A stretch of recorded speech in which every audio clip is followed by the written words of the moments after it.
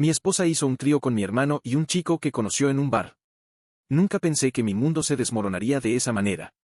Mi esposa, la mujer con la que había compartido 10 años de matrimonio, estaba jugando con algo que yo jamás imaginé. Todo comenzó aquella noche del bal anual de nuestra ciudad. Yo estaba ocupado en el trabajo y ella insistió en ir, diciendo que necesitaba distraerse.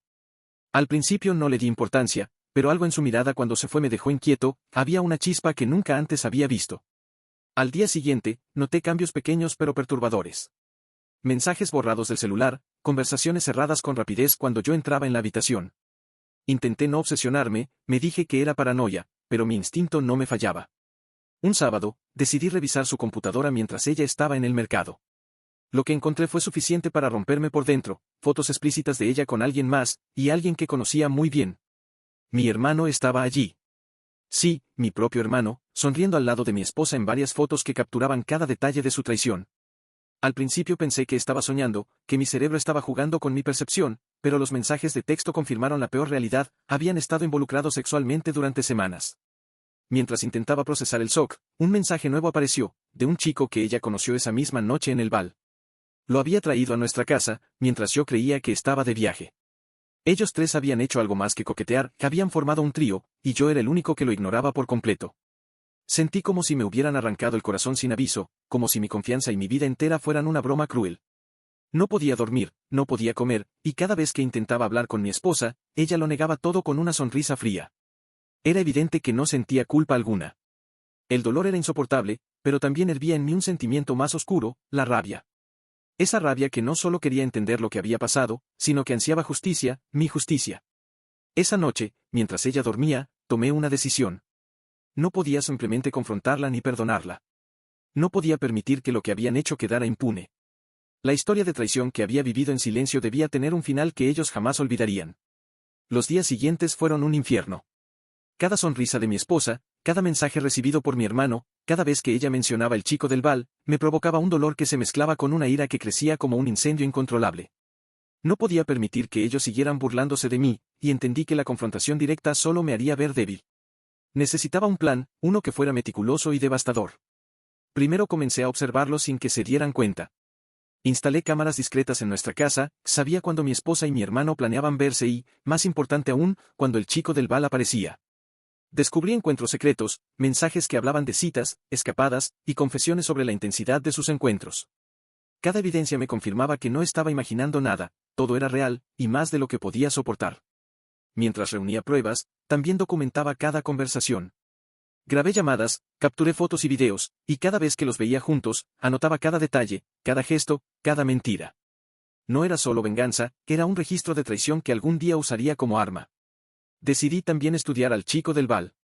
Descubrí su rutina, sus amigos, su trabajo, que entendí sus debilidades y sus vanidades.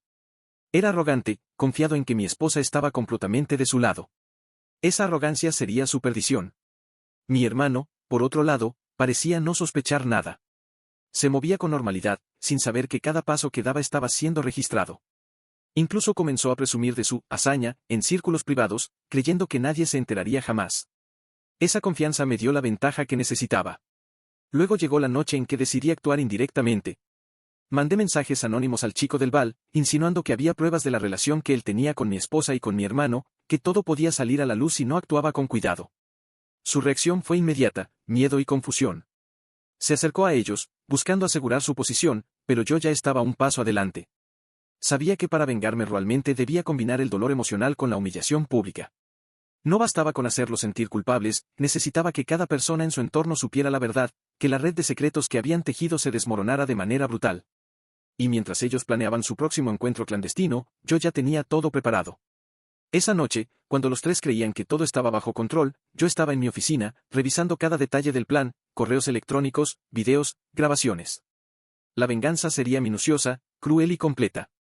Y lo mejor, ellos ni siquiera sospechaban que su mundo estaba a punto de colapsar. El momento de actuar había llegado.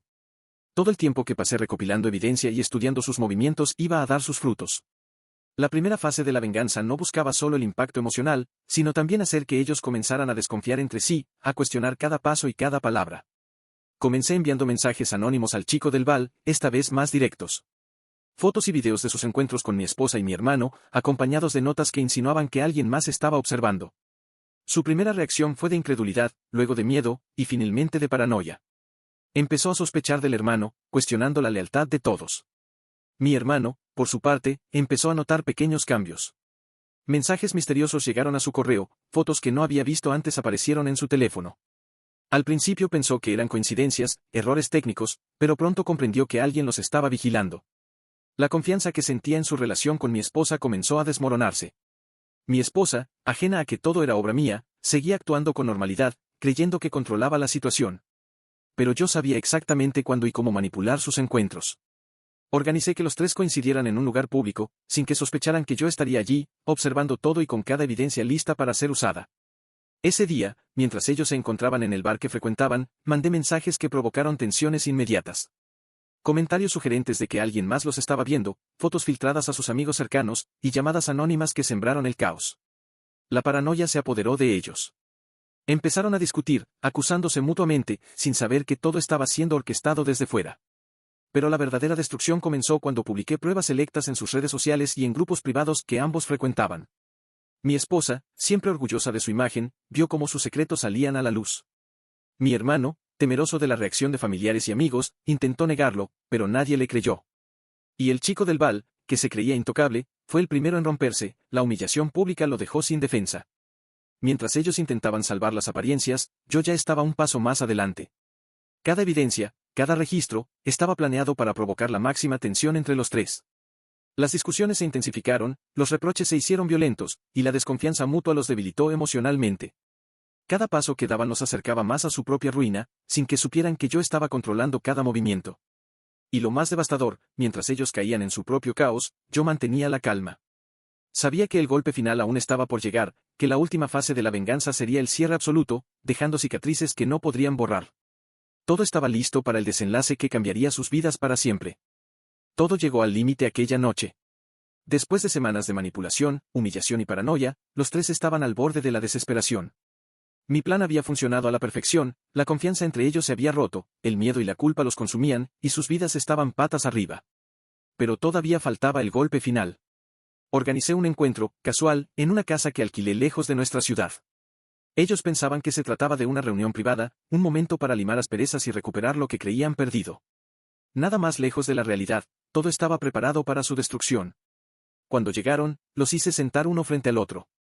Los videos, las fotos, los mensajes, todo estaba proyectado en la pared. No hubo palabras al principio, solo miradas de horror. La magnitud de la traición se volvió tangible, ineludible. Cada secreto expuesto, cada mentira documentada, estaba allí, imposible de negar. El chico del bal, que se creía dueño de la situación, se vio paralizado. Mi hermano comenzó a balbucear excusas, tratando de justificar lo injustificable.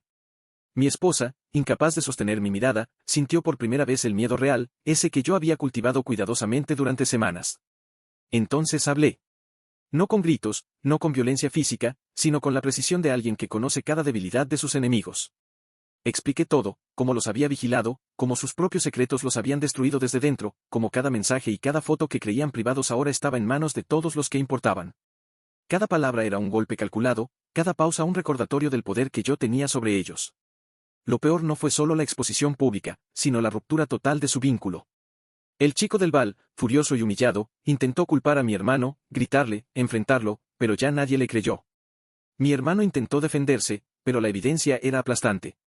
Mi esposa, finalmente consciente del alcance de su traición, rompió a llorar, completamente sola en su dolor, mientras yo mantenía la calma que los aplastaba aún más. El cierre llegó cuando revelé que todas las grabaciones y pruebas habían sido enviadas a sus amigos, familiares y colegas. No había marcha atrás. La venganza no era solo emocional, sino también social, sus vidas se habían derrumbado por completo. Lo que habían hecho en secreto se volvió público, dejando cicatrices que jamás podrían borrar. Al salir de aquella casa, viendo sus rostros derrotados, comprendí que la justicia no siempre se toma con violencia física, a veces, la destrucción más brutal es la que golpea el alma, la reputación y la confianza. Ellos habían jugado conmigo y entre ellos, y yo había ganado sin derramar una sola gota de sangre. La lección había sido letal, nadie traiciona de esa manera sin enfrentar consecuencias devastadoras.